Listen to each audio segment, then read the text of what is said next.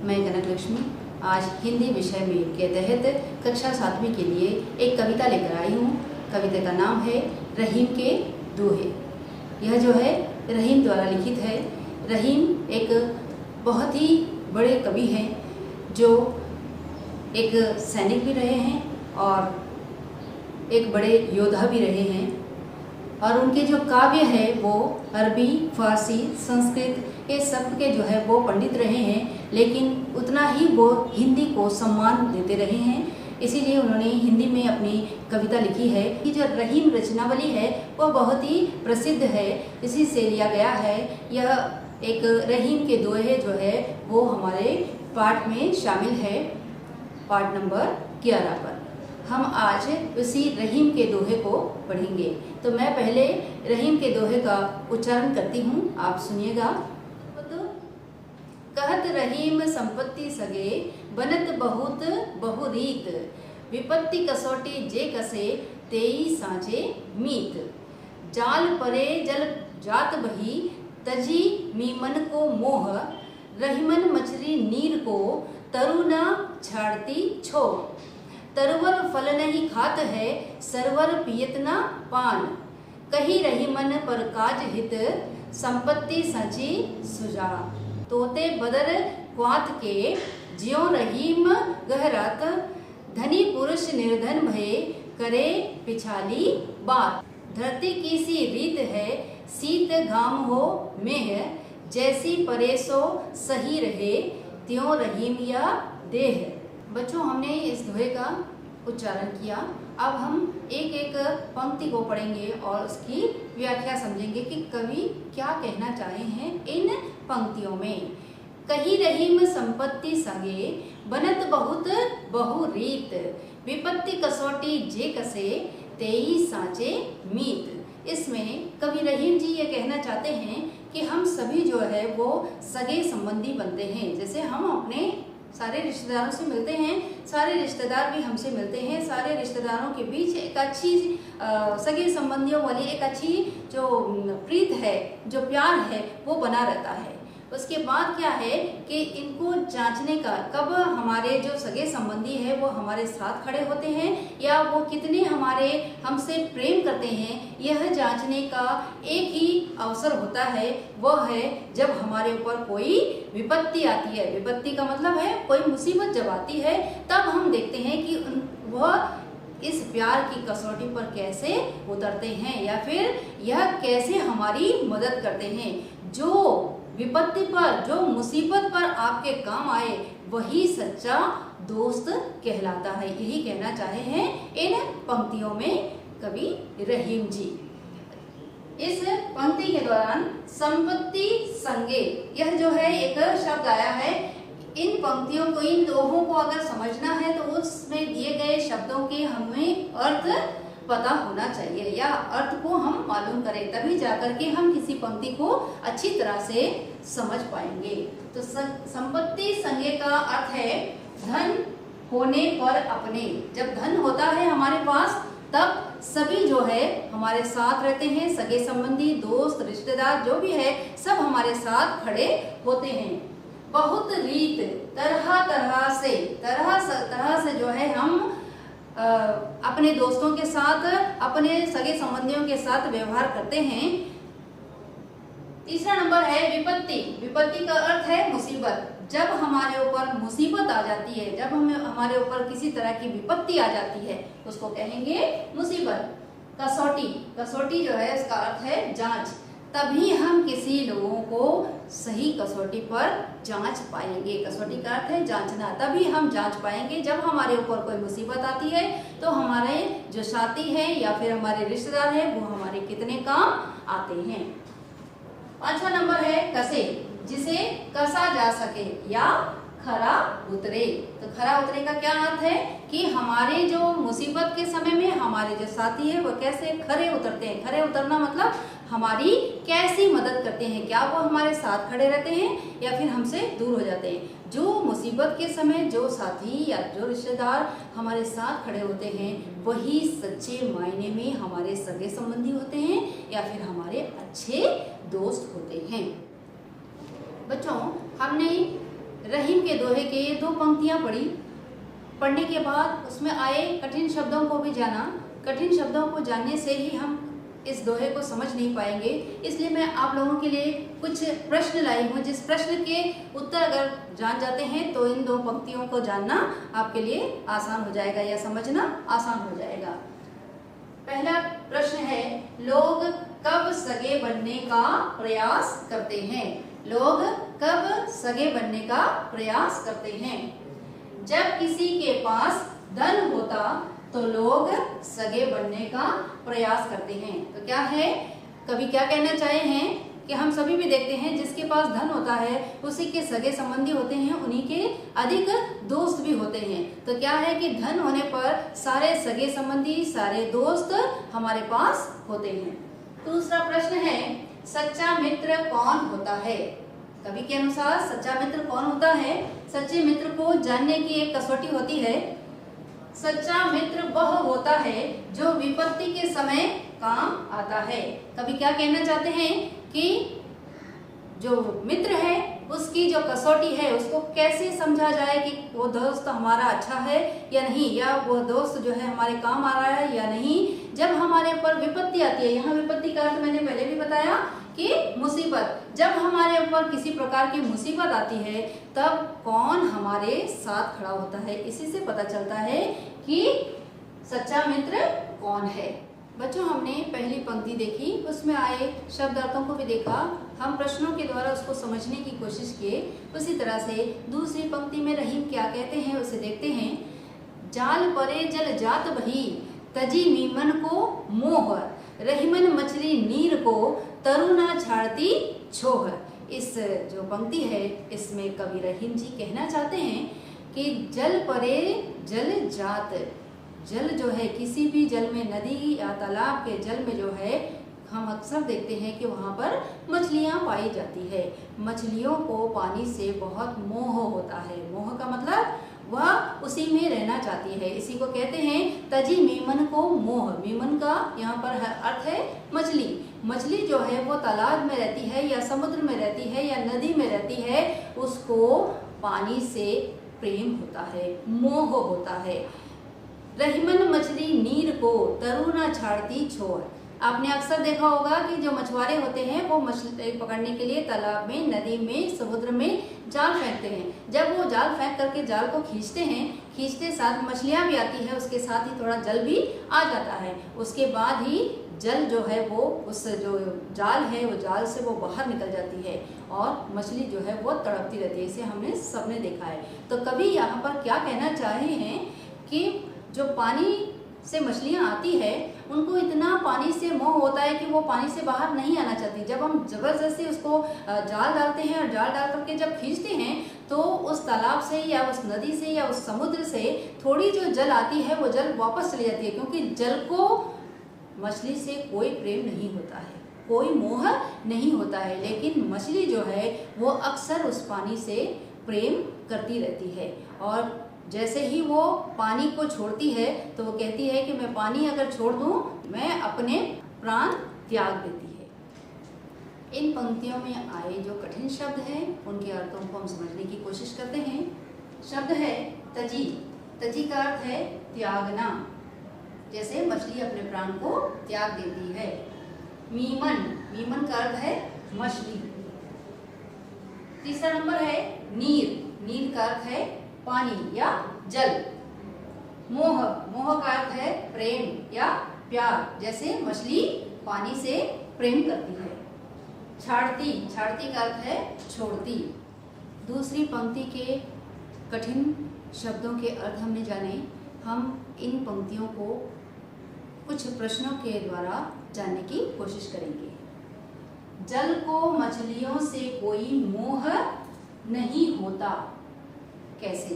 कवि क्या बताना चाहे हैं इसमें कि जल को मछलियों से कोई मोह नहीं होता, कैसे? जाल में मछलियों के फंसते ही पानी उन्हें छोड़कर निकल जाती है। पानी, जैसे ही हम जाल मारते हैं जाल में पानी के साथ मछलियां आती हैं, लेकिन वो पानी जो है मछलियों को छोड़ वो आगे निकल जाती हैं। तो क्या है कि पानी से प्रेम करती है मछली, लेकिन पानी जो है या जल जो है वो मछलियों से कोई प्रेम नहीं करता। दूसरा प्रश्न है, मछलियाँ किसके प्रति मोह छोड़ नहीं पाती हैं? किसके प्रति मछलियाँ अपना मोह छोड़ नहीं पाती हैं? मछलियाँ पानी के प्रति अपना मोह छोड़ नहीं पाती हैं और अपने प्राण त्याग देती हैं। जैसे ही मछलियाँ जाल से बाहर आती हैं वो बिना पानी के वो नहीं रह पाती, क्योंकि पानी से उसका इतना मोह होता है और वो तड़पने लगती है और वो अपने प्राण तक त्याग देती है। हमने दूसरी पंक्ति में यह देखा कि कैसे मछली जो है वो जल से प्रेम करती है और अपना प्राण तक त्याग देती है। ऐसे ही मनुष्य भी किसी किसी दोस्तों से इतना प्रेम करते हैं और वह दोस्त उनको मुसीबत के समय छोड़कर चले जाते हैं। तीसरी पंक्ति है, तरवर फल नहीं खात है, सरवर पियत न पान, कही रहीम पर काज हित, संपत्ति संची सुजान।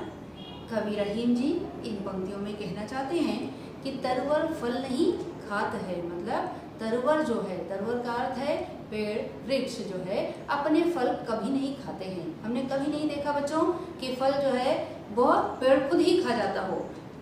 पेड़ों पर फल लगते हैं वो हम मनुष्य खाते हैं या जीव जंतु खाते हैं, लेकिन पेड़ खुद नहीं उस फल को खाते हैं। तो उसी प्रकार तरवर फल नहीं खात है, सरवर पियत न पान। सरवर का अर्थ है यहाँ पर नदियाँ। नदियों को भी हमने कभी नहीं देखा कि नदी अपनी पानी को खुद पी रहा हो। अगर नदी भी अपनी पानी को पीने लगे तो पानी बचेगा ही नहीं। तो हम जो मनुष्य हैं, जीव जंतु हैं, वही पानी को पीते हैं। नदियों को हमने कभी नहीं देखा कि वो पानी को खुद पी जाता हो। कही रहीम पर काज हित, संपत्ति संची सुजान। हमने मनुष्यों ने क्या करना है कि जो संपत्ति है उसको भी संजो कर रखते हैं। संजो कर रखना मतलब उसे बचा कर रखते हैं, वो दूसरों के काम आ सके। इस तरह से वो जो है वो जितना कमाते हैं वो सारी संपत्ति, सारे धन जो है वो अपने ऊपर ना खर्च करके वो जमा करते हैं अपने परोपकार के लिए, अपने दूसरे लोगों के लिए, जो लोग उस पैसे से आगे काम चला सके। आगे उसके कही रहीम पर काज हित, संपत्ति संची सुजान का अर्थ है कि वो जो लोग पैसे कमाते हैं वो लोग सारे पैसों को अपने ऊपर, सारी संपत्ति को अपने ऊपर खर्च ना करके वो जो है जमा करते हैं, संचय करते हैं। संचय का अर्थ है जमा करते हैं वो दूसरों के परोपकार के लिए या फिर दूसरों की सहायता करने के लिए। आइए हम देखते हैं इस पंक्ति में आए हुए कठिन शब्दों के अर्थ। तरवर, तरवर का अर्थ है वृक्ष, वृक्ष या पेड़। सरवर, सरवर का अर्थ है नदी। सरवर और तरवर और सरवर, तरवर का अर्थ है वृक्ष, सरवर का अर्थ है नदी। पान, पान का अर्थ है यहाँ पर पानी। परकाज, परकाज का अर्थ है कि हम दूसरों के लिए धन बचाकर रखें या हम दूसरों के लिए ही अपनी जो संपत्ति है उसे बचाते हैं। संचयी, संचय का अर्थ है जोड़ना या फिर जमा करना। सुजान, सुजान का अर्थ है चतुर या फिर बुद्धिमानी। दोहे के तीसरी पंक्ति में कवि क्या कहना चाहे हैं, इसे हम कुछ प्रश्नों के द्वारा जानने की कोशिश करेंगे। पहला प्रश्न है, तरवर क्या नहीं करते हैं? तरवर अर्थात पेड़ फल नहीं खाते हैं। जैसे हमने जाना कि रहीम जी इस कविता में, इस पंक्ति में लिखना चाहे हैं कि तरवर जो है, पेड़ जो है अपने फल कभी नहीं खाते हैं। दूसरा प्रश्न है, नदी या तालाब, सरोवर जिसको कहा गया है कवि ने, नदी या तालाब क्या करता है? नदी या तालाब अपना पानी कभी नहीं पीते हैं। अपना जो पानी है वो कभी नहीं पीते हैं, वो हम मनुष्यों के लिए और जीव जंतुओं के लिए छोड़ देते हैं। तीसरा प्रश्न है, बुद्धिमान लोग किसके लिए संपत्ति जोड़ते हैं? बुद्धिमान जो लोग होते हैं वह अपनी संपत्ति किसके लिए जोड़ते हैं? बुद्धिमान लोग दूसरे की भलाई के लिए संपत्ति जोड़ते हैं। तो क्या है? परकाज। कवि ने यहाँ पर कहा है परकाज। परकाज का अर्थ है यह दूसरों की भलाई के लिए या परोपकार के लिए जो है संपत्ति संचय की जाती है।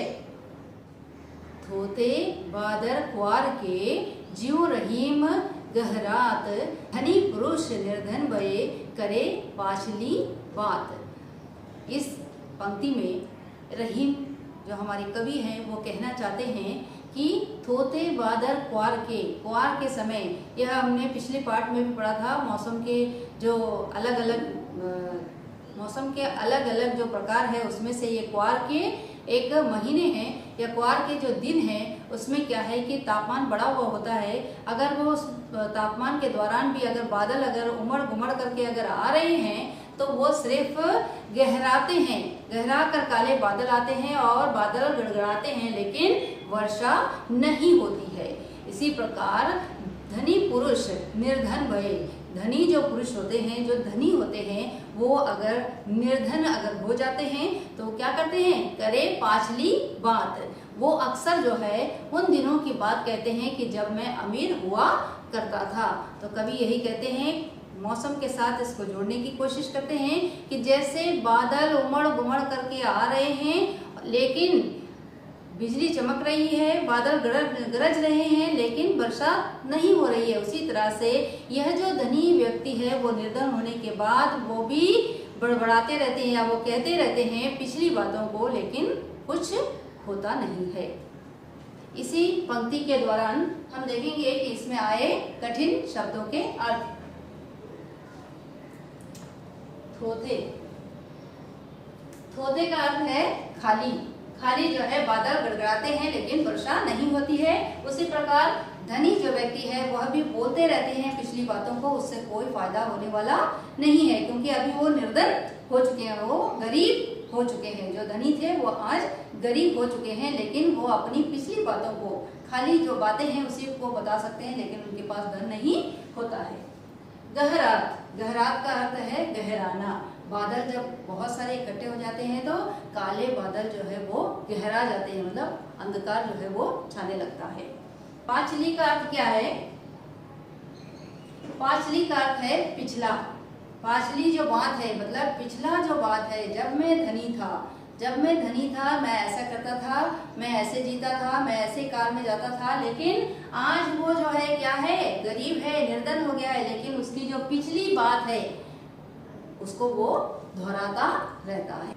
कवि ने इस चौथी पंक्ति में क्या कहा है, इसे हम प्रश्नों के द्वारा सरल भाषा में जानने की कोशिश करेंगे। पहला प्रश्न है, कवि क्वार मास के बादलों को कैसा बताया है? कवि ने यहाँ पर क्वार मास का जिक्र किया है, उस क्वार मास को उन्होंने, क्वार मास के जो बादल है उसको कैसा बताया है?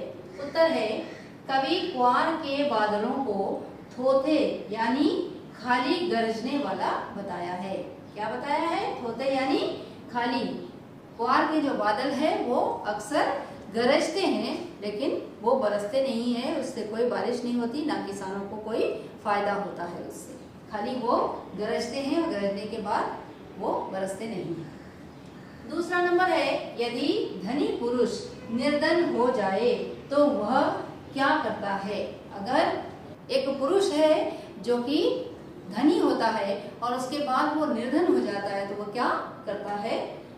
यदि धनी पुरुष निर्धन हो जाता है तो वह पिछली बातों को करता रहता है जो कि व्यर्थ यानी बेकार है। तो क्या कहना चाहे हैं कवि?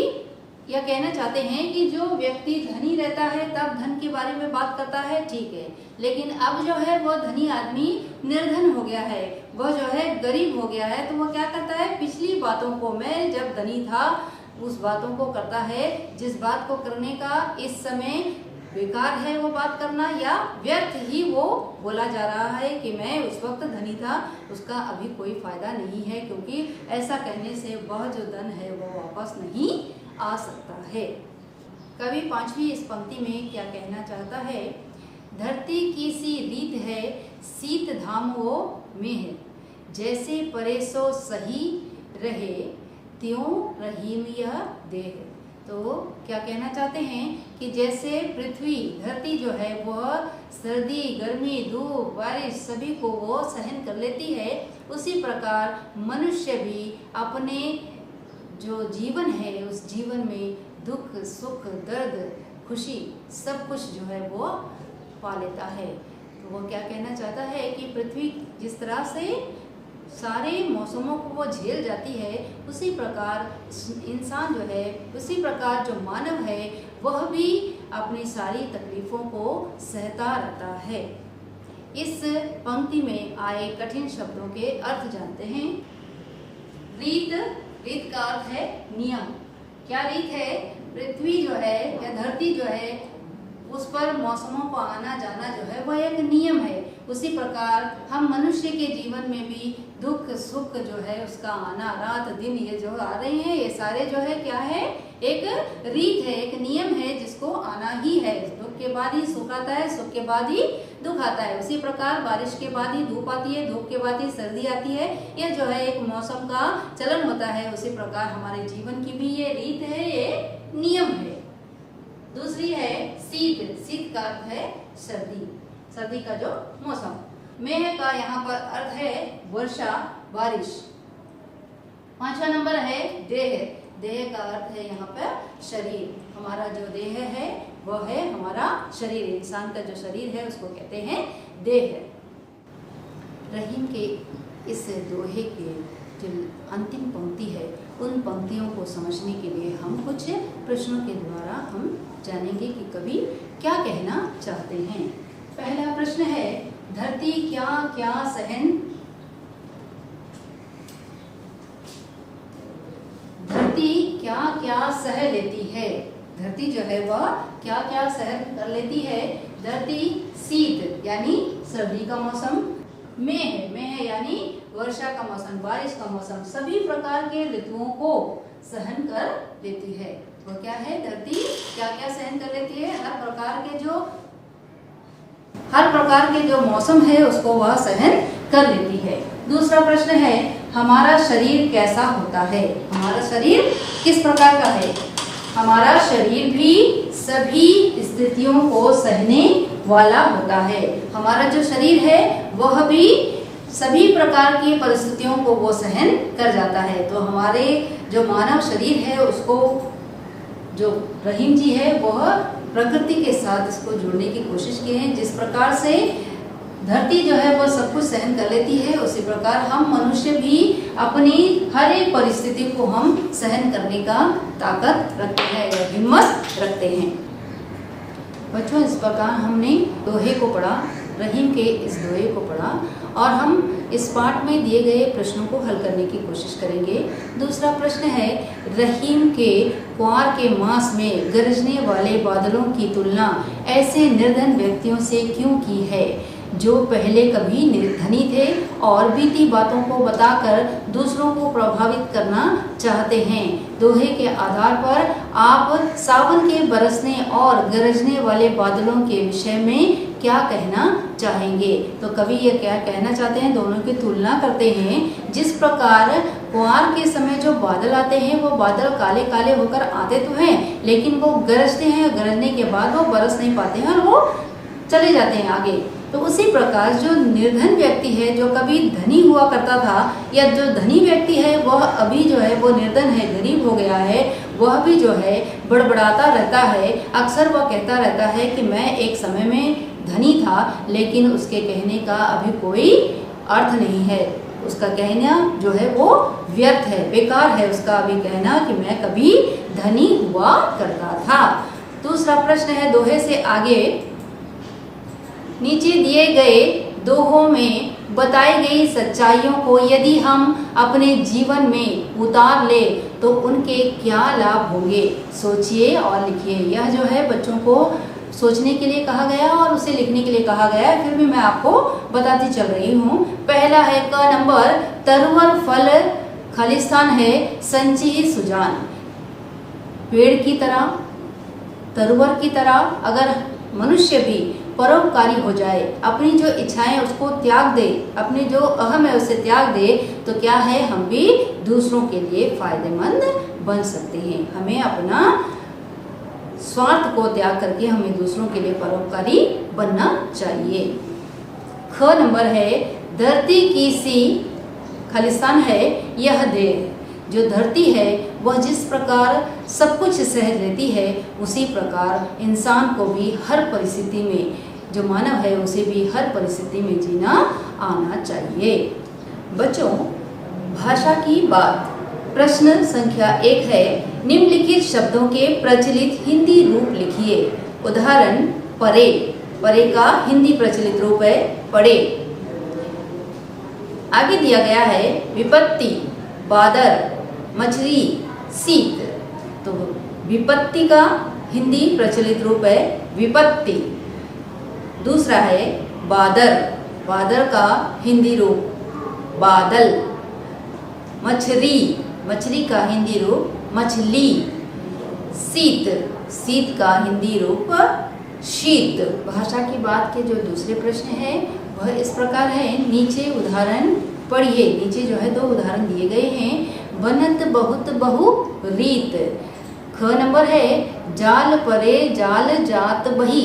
तो ये जो 2 शब्द हैं इसमें जो है ब वर्ण और ज वर्ण इस तरह से जो है लिखने पर कवि जो है कविता को सुंदर रूप दे रहा है। या ये जो बा वर्ण है और जो ज वर्ण है, इस वर्ण के साथ जब हम कविता लिखते हैं तो कविता जो है बहुत सुंदर लगती है पढ़ने में। बच्चों, इस कविता में हम कुछ ऐसे प्रश्न भी लेंगे जो कि बहुविकल्पी होंगे। बच्चों, हम इस कविता में आए हुए पंक्तियों को हमने पढ़ा। अब हम इसे बहुविकल्पिक प्रश्नों के द्वारा हल करने की कोशिश करेंगे या जानने की कोशिश करेंगे। पहला प्रश्न इसमें देती हूँ मैं, संपत्ति संज्ञे में किस अलंकार का प्रयोग है? क अनुप्रास, ख पुनरुक्ति, ग यमक, घ श्लेष। इसका उत्तर है क नंबर अनुप्रास अलंकार, क्योंकि इसमें संपत्ति में भी स है और सगे में भी स है। स वर्ण का जो है उच्चारण बार बार हुआ है। दूसरा प्रश्न है, सांचा मीत किसे कहा गया है? इसका विकल्प है क विपत्ति की कसौटी पर खरा उतरने वाला, ख नंबर है सच बोलने वाला, ग नंबर है संपत्ति हड़पने वाला, घ मिलने वाला।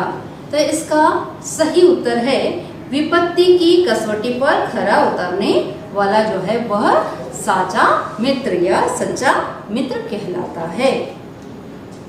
तीसरा प्रश्न है, इस दोहे के रचयिता कौन है?